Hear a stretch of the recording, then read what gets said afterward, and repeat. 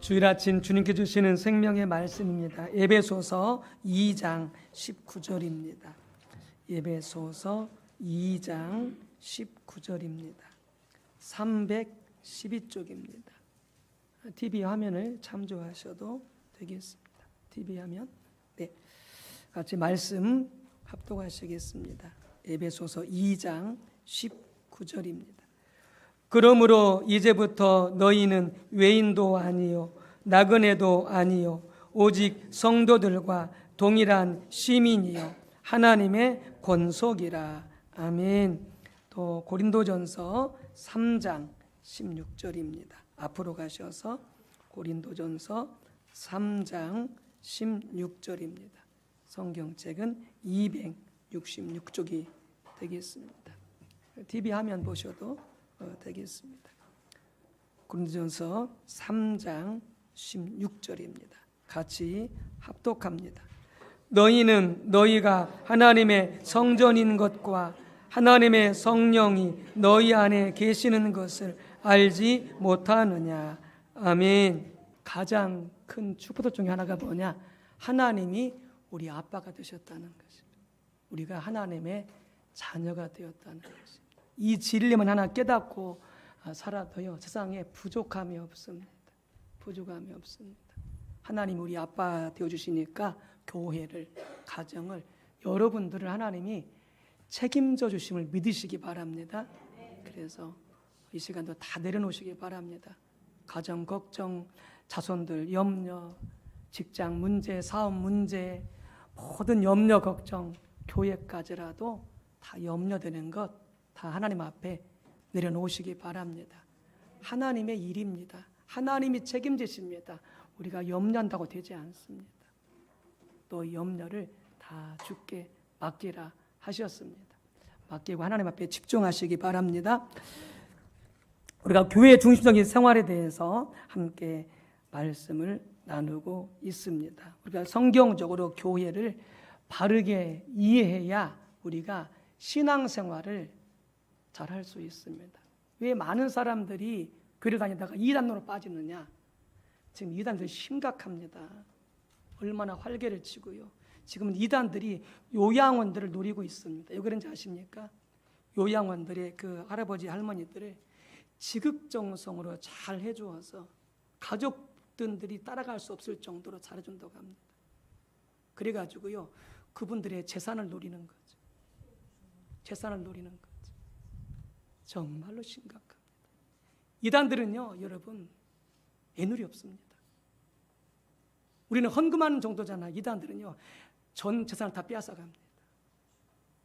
전 재산을 다 빼앗아갑니다. 아주 심각합니다. 심각합니다. 왜 그러느냐? 왜 이단에 빠지느냐? 교회를 바르게 이해하지 못하니까 빠지는 것이다.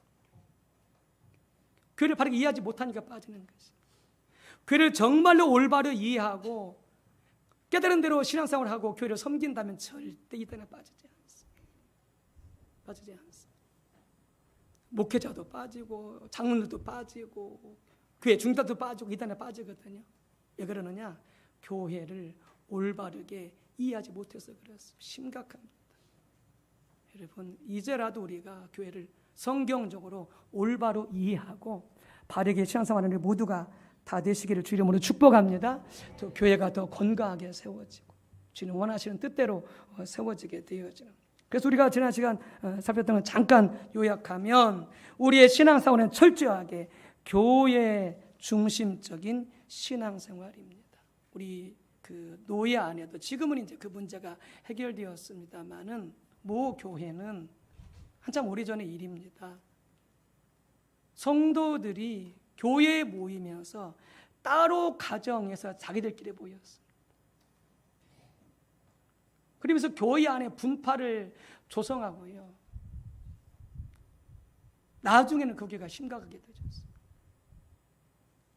자기들은 충만할지 모르지만 자기들은 교회에서 모이고 따로 자기들 가정에 모여서 예배드리면서 은혜 받을지 모르지만 절대 그것은 하나님 원하신 뜻이 아닙니다. 기뻐한 뜻이 아닙니다. 지금은 이제 그 교회가 이제 그 그늘에서 벗어났습니다. 지금 한참 오래전의 일이니까요. 예. 가정에서 모일 수 있죠. 뭐 구역 예배도 드리고 또 교제할 수도 있고요. 그러나 우리 신앙생활은 철저하게 교회 중심이어야 합니다.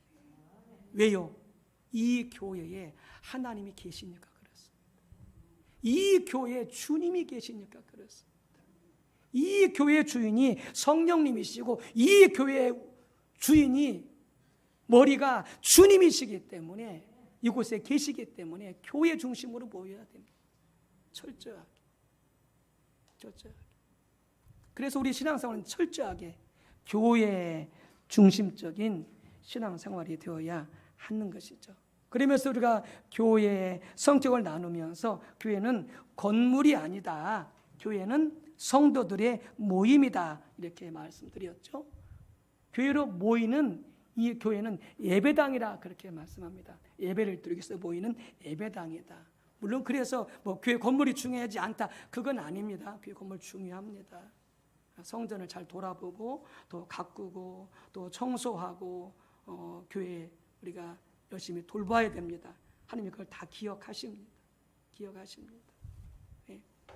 최근에도 우리 하실장로님께서 사택 쪽에 지붕에 그렇게 더우신데 오셔가지고 다 페인트 칠하고 또 지난 주중 이기선 집사님이 저쪽에 교회 그 옆쪽에 주차하는 곳에 그 벽에 다 이렇게 그 페인트 칠한 것이 막 다 너저분하게 된 것 다 다시 긁어내고 이기선 사람이 다 페인트 칠했거든요. 그다음에 그 수도관도 다 이렇게 다시 이렇게 시멘트로 해서 다 잘 해주시고 정말 잘하는 것입니다. 정말 귀한 일입니다. 우리가 그렇게 교회를 관심하고 돌아보고 살피고 섬겨야 됩니다. 하나님이 다 기억하십니다. 그런데 교회는 건물이 아닙니다. 그럼에도 불구하고 교회는 성도들의 모임이 교회입니다. 그래서 교회를 뭐라고 말하느냐? 에클레시아라 이렇게 말한다고 그랬잖아요. 본래 에클레시아는 그리스어로 뭐라고 그러느냐? 에클레시아는 서기관이 그러니까 그 시에 그 모임을 소집하는 공무원이 있습니다. 시민들한테 모이라고 명령을 내리는 겁니다. 어떤 일을 논의하기 위해서. 그게 에클레시아입니다. 공적인 모임인 거죠. 정부에서 준 권한을 가지고 공무원이 시민들을 불러 모으는 것입니다. 그게 에클레시아입니다. 이 공적 모임이 불러 모아서 모인 이 공적 모임을 사람들이 모이는 그 모임을 에클레시아라고 그런다. 이것을 신학적으로 성경적으로 가지고 온 것입니다. 그래서 하나님께서 구원하셔서 하나님의 백성들이 불러 모으신 하나님의 백성들이 교회다 그 말입니다. 그게 에클레시아입니다. 그래서 교회 갖다 뭐라고 말하느냐? 성도들의 모임 혹은 공동체가 교회다 이렇게 설명을 하는 거죠. 이렇게 설명을 하는 거죠. 구분할 줄 아시기 바랍니다. 그래서 유형교회가 있고 무형교회가 있습니다. 이런 그 지역마다 교회가 있죠. 이게 유형교회입니다. 보이는 교회입니다. 보이는 성도들의 모임. 무형교회는 뭐냐? 구원받은 전 세계 성도들의 모임이죠. 이건 보이지 않죠. 구원받은 전 세계 성도들의 그 모임, 이걸 무형교회 혹은 우주적인 교회 이렇게 설명을 하는 거죠. 그러니까 교포와 교단을 초월해서 여러분 천국 가면 교파 없습니다. 천국 가면은 뭐 기장이니 애장이니 뭐 침례이니 장로니 천국 가면 교파 없습니다. 없어요. 다 하나님의 자녀고 하나님의 백성이고 그리스도의 신부지. 할렐루야. 편의상 어떤 주님 주신 그 은혜를 따라서 섬기는 부분이 있어서 교단이 나눠지는 거지 천국에 교단이 없다고요. 모든 교파와 교단을 초월해서 모든 교회들이 이단만 다 빼놓고 다 형제 교회입니다. 하나님의 형제들이요 하나님의 가족들입니다. 그래서 이웃 교회들 어떻게 합니까? 축복하고 존중하고 그리고 사랑해야 되는 거죠. 사랑해야 되는 거죠. 절대 멸시하면 안 됩니다. 하나님 기뻐하지 않습니다. 그게 축복하지 않습니다. 교회끼리 경쟁하면 안 됩니다. 다 달란트가 있습니다. 큰 교회는 큰 교회대로, 작은 교회는 작은 교회대로 다 달란트 있고 다 사명이 있는 거죠. 여러분 그렇지 않으면 하나님께서 교회끼리 경쟁을 시켜놓는 거죠. 하나님은 절대 그런 하나님이 아닌, 경쟁시키는 하나님이 아닙니다. 작으면 작은 대로, 크면 큰 대로 다 사명을 주시고 달단을 주셔서 감당하게 하신 것이죠. 감당해. 다 존중히 여겨야 됩니다. 교파 그단을 초월해서 2단 빼놓고 다 축복하시고, 지나갈 때마다 교회를 보면 여러분 다 축복하시기 바랍니다. 가다 보면 교회들 많이 보이잖아요. 꼭 기장이 아니어도 애장이어도 침례기여도 순복음이어도 다 축복하시기 바랍니다. 네, 그게 아버지의 마음입니다. 그게 하나님의 마음입니다. 모든 교회들이 다 잘 돼야 되잖아요. 왜? 세상을 구원해야 되기 때문에, 세상을 변화시켜야 되기 때문에 모든 교회들이 다 잘 돼야 되는 거죠. 그래서 장로도 기도하셨지만 이 교회의 주도권을 누가 쥐고 계시느냐? 목사가 아닙니다. 어느 장로님이 아닙니다. 이 교회의 주도권은 하나님이 쥐고 계십니다. 성령님이 쥐고 계십니다. 주님이 쥐고 계십니다. 그래서 주님께서 주도권을 잡으시고 세우시고 그리고 이끌어 가시고 공급하시고 일꾼을 세우신 분이 누구냐? 하나님이십니다. 성령님이십니다. 그러면서 우리가 교회의 중요성을 나누었죠. 그래서 우리가 교회에 대한 그림 언어를 보게 되어지면은 그것들이 의미하는 교회의 성격, 교회의 중요성을 잘 알 수 있다라고 말씀을 나누면서 우리가 지난 시간에 교회는 그리스도의 몸이다라는 부분을 우리가 나누었습니다. 그래서 성도의 모임 속에 성령이 계시고 우리가 성령께 순종할 때에 이 교회는 생명력 있는 교회가 되어지는 것이죠. 기도가 응답되어지고 예배를 받으시고 성령이 임하시고 병이 고침받고 가난한 자가 부유케 되어지고 상처 입은 자들이 치유받게 되어지는 강력한 생명력 있는 공동체로 세워지게 되는 거죠. 우리가 모두가 주님께로부터 음성을 듣고 순종하고 서로 유기적으로 그렇게 하나 되어 갈 때에 교회는 정말로 이 사회 속에 빛이 되어지는, 소망이 되어지는 그런 공동체가 되어지는 것이죠. 모든 성도가 다 중요하고 모든 성도가 다 필요하다라는 부분을 우리가 나누었습니다. 자, 세 번째는 교회는 하나님의 가족입니다. 교회는 하나님의 가족입니다. 가족입니다. 하나님을 아버지로 모시고 있는 우리 모두는 형제 자매요 하나님의 가족인 거죠. 성경이 말씀하고 있습니다. 에베소 2장 19절에 나눴던 것처럼 그러므로 이제부터 너희는 외인도 아니요 나그네도 아니요 오직 성도들과 동일한 시민이요 하나님의 권속이라 이렇게 되어 있거든요. 그래서 너희는 바로 에베소 교회를 말하는 거거든요. 너희는 에베소 교회 성도들을 말하는 것이거든요. 그래서 너희는 뭐라고요? 하나님의 권속이다 이렇게 말씀해요. 이 하나님의 권속이란 말이 뭐냐면 하나님의 가정, 하나님의 가족이란 말입니다. 너희는 하나님의 가정이야. 너희는 하나님의 가족이야. 누굴 통해서요? 예수님의 피를 통해서. 예수님의 피를 통해서 하나님의 가정을 이룬 것이고 하나님의 가족이 된 것이죠. 그래서 요한복음 1장 12절 13절에서는 영접하는 자 곧 그 이름을 믿는 자들에게는 하나님의 자녀가 되는 권세를 주셨으니 예수를 믿어 구원받은 모든 자들은 하나님의 자녀인 거죠. 그리고 믿는 자들끼리는 뭡니까? 형제입니다. 형제 자매. 그래서 성경에 보면은 성도라는 칭호도 쓰긴 하지만은 성도라는 칭호 대신에 형제, 자매 이런 표현을 많이 씁니다. 대표적으로 로마서 16장 14절에 아순그리도와 블레곤과 허메와 바드로바와 허마와 및 그들과 함께 있는 형제들에게 문안하라 이렇게 되어 있습니다. 성도들을 지칭하는 용어입니다. 우리는 서로 형제들입니다. 그래서 어떤 교단에서는 그냥 성도라 이렇게 부르지 않고요 형제라고 부릅니다. 형제. 믿는 자들끼리 형제라고 부릅니다. 자매라고 부르기도 하고요. 성경적인 용어입니다. 성경적인 용어입니다. 우리는 서로 형제 자매인 것을 기억하시기 바랍니다.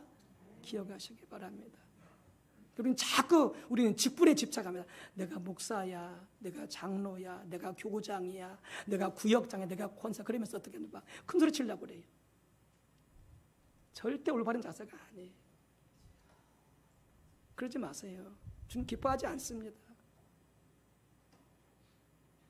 그건 직분을 감당하라고 주신 것이지 큰 소리 치라고 준 게 아니에요, 여러분. 절대 큰 소리 치지 마세요.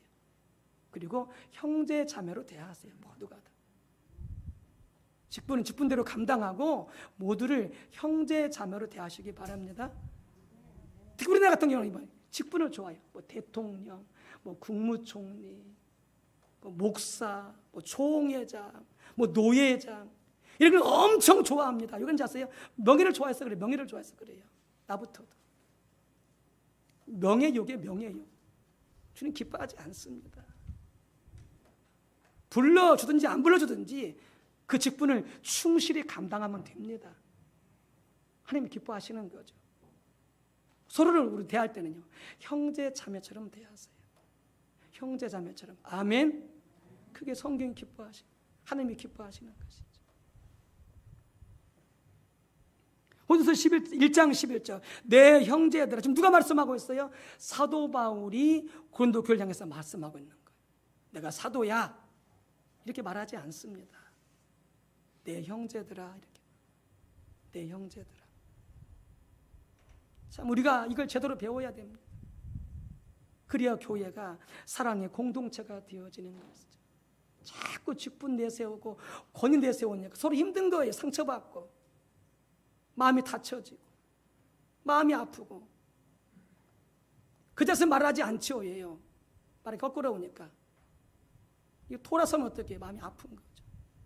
저한테도 전화가 와요. 이래서 속상하다, 이래서 마음이 아프다.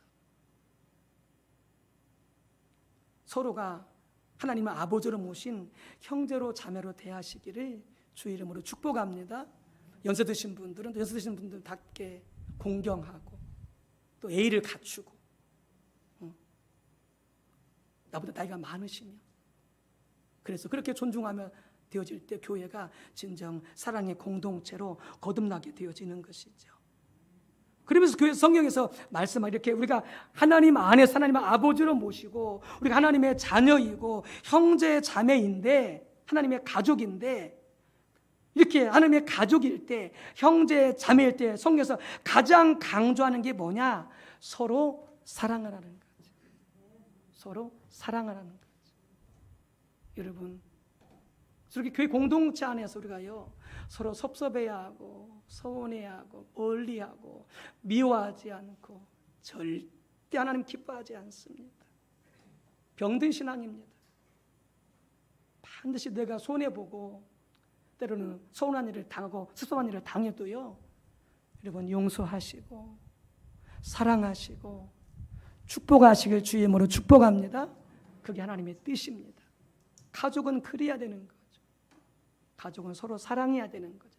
그게 가장 큰 가치인 것이죠.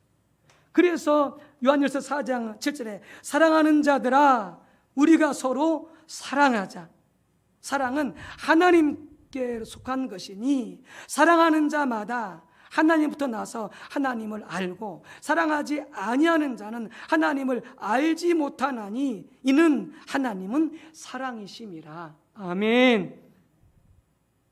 그래서 부부간에도 사랑하시기 바랍니다.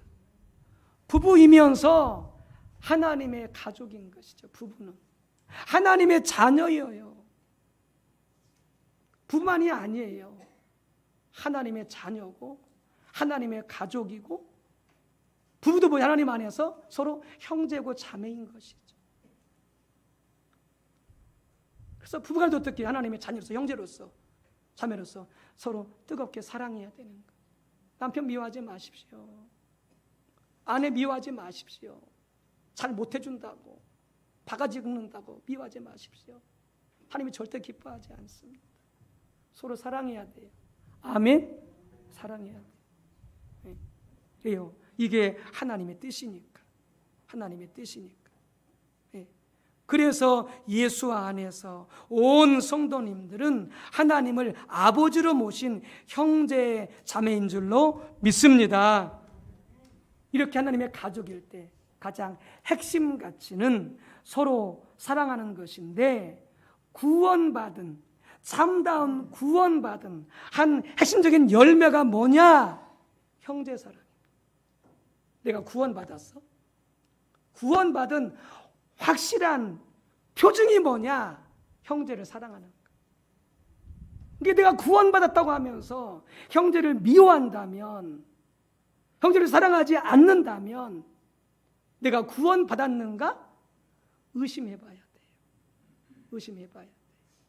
혹은 내가 구원을 받았는데 형제를 사랑하지 못하면 내가 지금 주님 뜻대로 살지 못하고 있구나. 빨리 회개하고 돌이켜야 돼.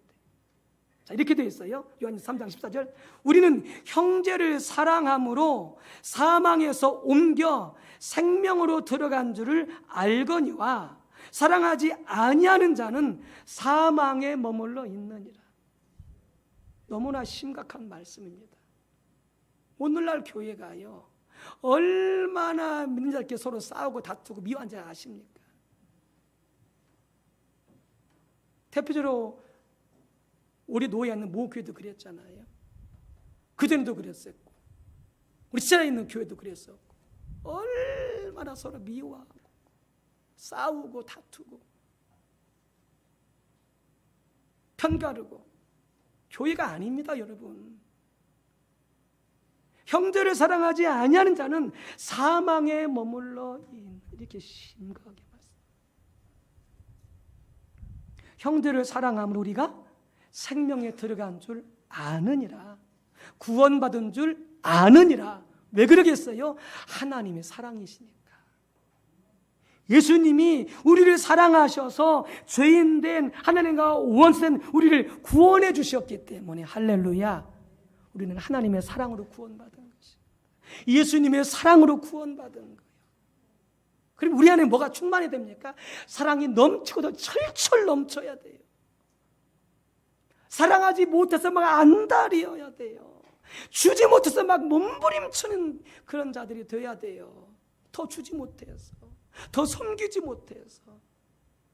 주님은 그렇게 하셨잖아요. 하나님은 그렇게 하셨잖아요. 우리를 사랑하사 죄로부터, 마귀로부터, 지옥 멸망으로부터 우리를 구원하시고 우리를 생명을 주려고 아버지는 우리를 사랑하사 아낌없이 독생자를 주셨잖아요.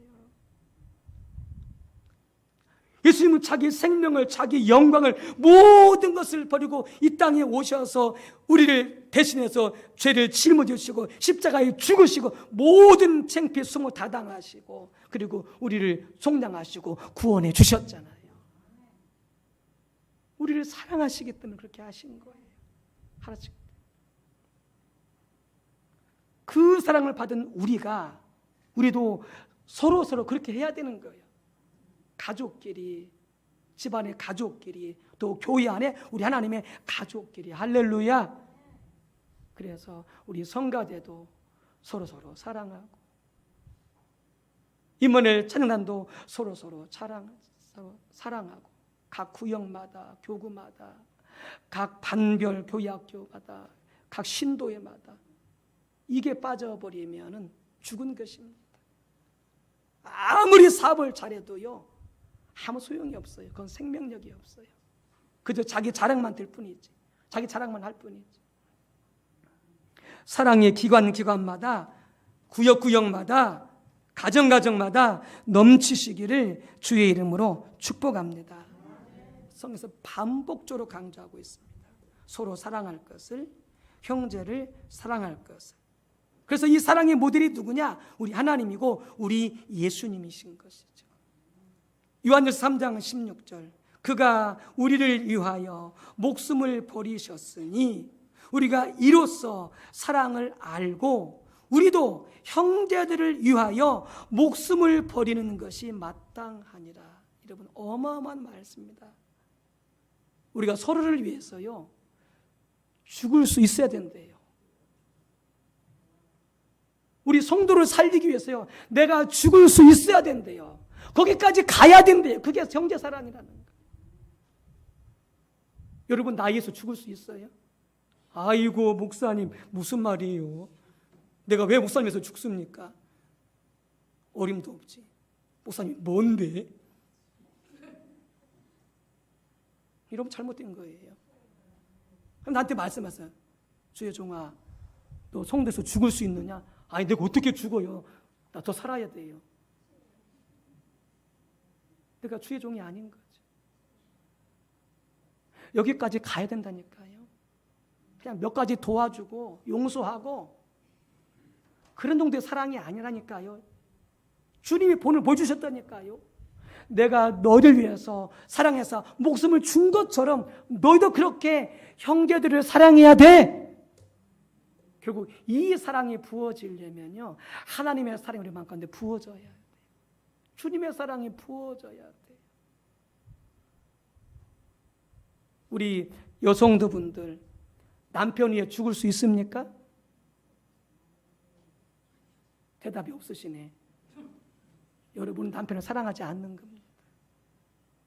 남편들이요, 아내를 위해서 죽을 수 있습니까? 대답 못 하시죠? 남편 나는 사랑하는 게 아니에요. 그러니까 어떻게 해요? 반 섭섭하다, 서운하다, 밥이 질다, 뭐 반찬이 짜다, 뭐 맨 이런 불평투성인 거죠. 정말로 아내를 사랑하면 그렇게 하지 않죠. 아내에서 죽는 자 그렇게 말할 수 있어요? 남편에서 죽는 자 그렇게 말할 수 있어요? 못해요. 철저하게 자기 중심이니까 그런 거예요. 이 자리까지 나갑시다. 형제에서 죽을 수 있는 그 자리까지 나갑시다. 주님이 본을 보여주셨다고요. 우리 예수님이 우리에게 본을 보여주셨다고요. 그렇게 하는 것이 뭐다? 형제를 사랑하는 것이다. 자, 그런데 한 가지 형제 사랑에 중요한 것이 있습니다. 그건 뭐냐면 사랑은 따라서 합시다. 사랑은 상대방의 필요를 채우는 것이다. 네. 행동하지 않으면요, 사랑은 가짜입니다. 말로 아무리 사랑한다고 해도요, 실천하지 않으면 그 사랑은 가짜입니다. 그래서 말과 혀로만 사랑하지 말고 행함과 진실함으로 사랑하자, 이렇게 말씀합니다. 사랑은 반드시 행동으로 들어가야 됩니다. 우리 고철희 권사님 동생이 고철원님이신데 여동생이라고 그래요. 어려서부터 이렇게 우리 권사님이 딸처럼 키웠대요. 근데 최근에 폐렴이 걸려가지고 중환자실에 거의 중답을 했는데 많이 회복되어가지고 지난주에 여기 가까운 그전에 김명수 장로님 입원이었던 와이즈 요양병원에 입원해 계셨었거든요. 그래서 이제 그 혈관이 이 대동맥이 꽈리처럼 이렇게 부풀어 올라가지고 이게 터지면 큰일 나거든요.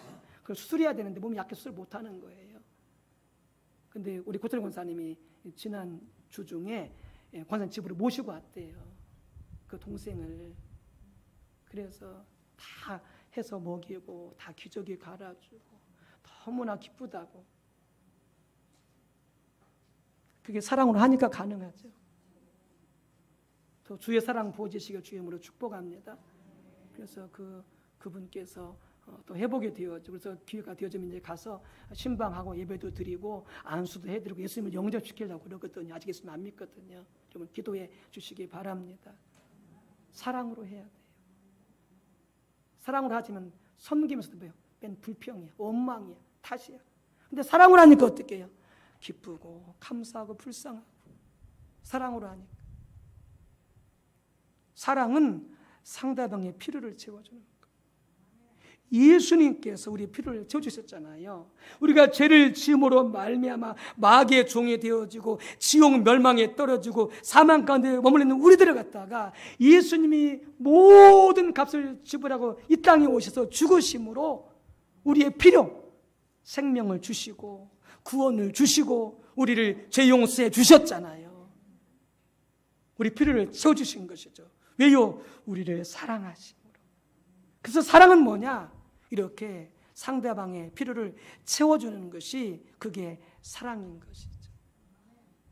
그러니까 모든 필요를 채워줘야 되는 거예요. 꼭 물질뿐만이 아니라 신앙이 부족하면 신앙으로 세워질 수 있도록 도와줘야 되고, 그가 아파하면은 그가 그 아픔에서 이겨내고 견뎌낼 수 있도록 위로를 베풀어 줘야 되고, 순간순간마다 그 필요를 채워주는 게 뭐다?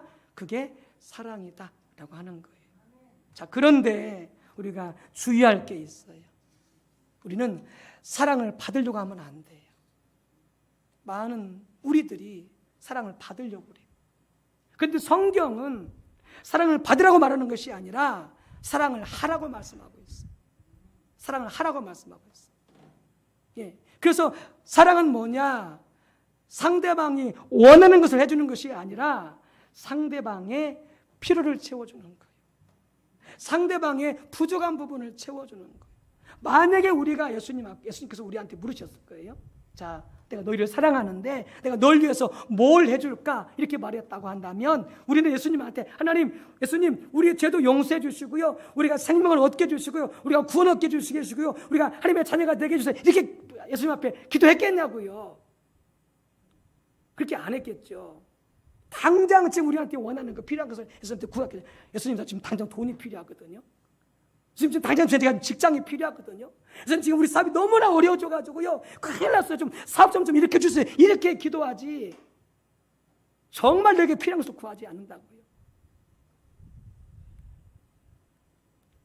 그런데 우리가 가장 필요한 게 뭐예요? 우리가 죄 용서받고 구원받고 영생을 얻고 하나님 백성이 되어주고 하나님의 자녀가 되는 게 가장 필요한 것인 것이죠. 아멘. 그 필요를 예수님께서 채워주신 거예요. 우리가 원하는 것을 주신 것이 아니라요, 하나님께서 딱 보시고서 무엇이 필요한지 아시고 그걸 채워주신 거예요. 그게 사랑이에요.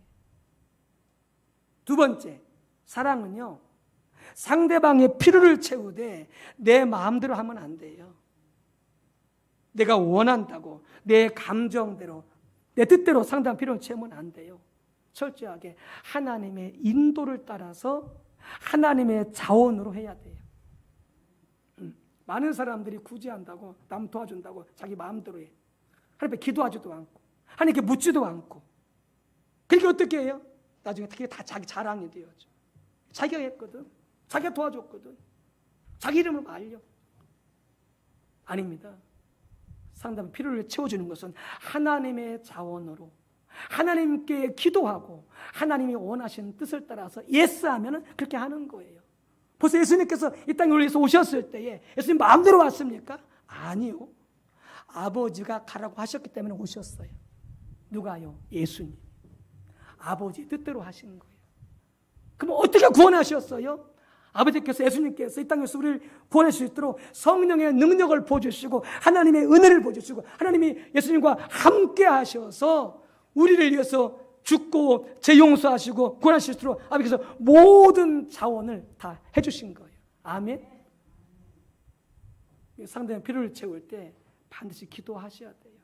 하나님이 원하시는지, 하나님의 뜻인지, 그리고 하나님의 자원으로 하게 해달라고 기도해야 돼요. 실은 저희 가정에서 지난 주 중에 최근에 저희가 잘 알고 있는 어떤 목사님이 교회를 개척하세요. 근데 이제 그 교회에 헌금을 해야 되는데, 근데 좀 헌금을 좀 했으면 좋겠는데, 근데 헌금이 없잖아요. 그래서 하나님 앞에 기도했어요. 하나님, 그 교회에 헌금할 수 있도록 채워주세요. 근데 아세요? 하나님이 채워주셨어요. 하나님의 자원으로 섬기시기 바랍니다. 하나님의 자원으로, 하나님의 인도를 따라서. 세 번째는 우리 모두가 사랑해야 됩니다. 아까 말씀드렸던 것처럼 나 어려운데 왜 안 도와줍니까? 이렇게 말하면 안 돼요. 그건 틀린 자세예요. 그럼 그렇게 해보세요. 그러면은 다 서로가 도움받으려고 해보십시오. 그럼 다 힘들어져. 그게 아니고요, 내가 도움이 필요한 것은 하나님께 구하시기 바랍니다. 하나님께 염려를 맡기고, 하나님 내가 이런 부분이 부족합니다, 하나님 이런 부분을 도와주세요, 이렇게 하나님께 구하시기 바랍니다. 하나님을 신뢰하시기 바랍니다. 하나님을 기다리시기 바랍니다. 그러면 하나님이 누굴 통해서 하나님께서 채워주십니다. 그러니까 나 이거 부족한다, 나 이거 공급해줘, 이렇게 하면 올바른 자세가 아니라고요. 그건 하나님께 구하라고요. 우리는 서로 도와야 돼요. 서로 사랑하면서 상대방이 부족한 것이 뭔가, 교구 식구들 중에 구역가 식구들 누가 부족한 것이, 어떤 부분이 부족한가, 이런 부분들을 잘 헤아려서 주님이 인도하시는 대로 그 필요를 채워가시기를 주의 이름으로 축복합니다. 이게 성경이 말하는 사랑입니다. 이게 교회입니다. 이게 하나님의 가정입니다. 가족입니다. 우리 교회만 그래야 되냐? 아니요. 믿지 않는 영혼들도요, 하나님의 예비적인 다 자녀들이요. 그러니까 믿지 않는 세상을 향해서도 우리가 구제를 열심히 해야 되고, 그리고 어려운 그들 향해서도, 선교들 향해서 우리가 열심히 선교비를 보내고 구제를 해야 되는 것이죠. 해야 되는 것이죠. 하나님의 인도를 따라서. 네, 그렇게 해서 우리 교회가, 우리 모든 성도님들이 바로 하나님의 가족이요, 하나님의 아버지로 모신 형제 자매요. 그 가정에서 가장 중요한 게 뭐다? 형제를 서로 먼저 사랑하는 것이다. 그리고 필요를 채워주시되 하나님께 물어보고 하나님의 자원으로 감당하셔서 서로서로가 더 든든하게, 더 사랑이 넘치고 잘 세워져가는 교회, 공동체 되시기를 주의 이름으로 축복합니다. 그렇게 되어질 때에 교회 안에서 가정들도 회복이 되어져 가고, 성도들이 회복이 되어져 가게 되어지는 것이죠. 재정적으로도 마찬가지고, 그리고 신앙적으로도 마찬가지고, 그렇게 해서 교회가 세워져 가고 가정들이 세워져 가시기를 주님의 이름으로 축복합니다.